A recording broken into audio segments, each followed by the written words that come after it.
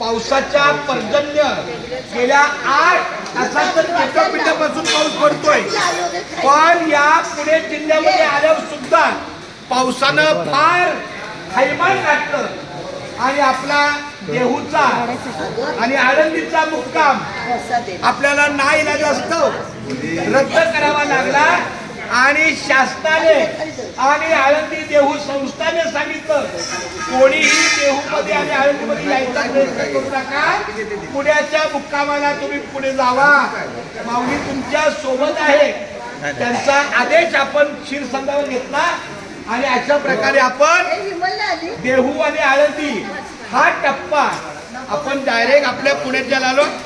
इथं आपल्या 2 दिवसानंतरचा टप्पा आहे, पण देहू आणि आळंदी रद्द झालं.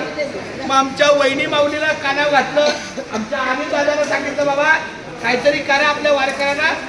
दुर्दैवाने आपली गाडी अडचण आली. इथं जर गाडी असती तर आपल्याकडे भांडार आहे, सगळं सामान आहे, पण गाडीची अडचण पाहता आमच्या वहिनीला विनंती केली, वहिनी सर्वांना बोला रामकृष्ण हरी. आमच्या वहिनीला विनंती केली, आमची गाडी जरा अडचणीत आहे, त्याच्यात भांडी कुंडी आहे, सगळ्या शिदा आहे, पण आपल्याला काय करता येत तर तुम्ही आमच्या मुखात काहीतरी घाला. तर त्यांनी आपल्याला आजच्या वेळेला डाळ भाताचं त्या पुलावाचं काहीतरी नियोजन केलंय, खूप छान. वहिनीला आणि सगळ्या गणवरे परिवाराला, आमच्या मंगळराव विजय कारंडे वहिनीला आणि आमच्या आगवडे परिवाराला, सॉरी नलवरे परिवाराला मी मनापासून धन्यवाद देतो. मुकी घास संकल्प सोडूया का जरा. मुकी घास खाता करावा विचार, कशासाठी मी हे अन्न सेवनार, माझ्या हातून घडू दे शुभक्त सेवा, म्हणूनच मिळवी शक्ती मुक्ती देवा. हर मुला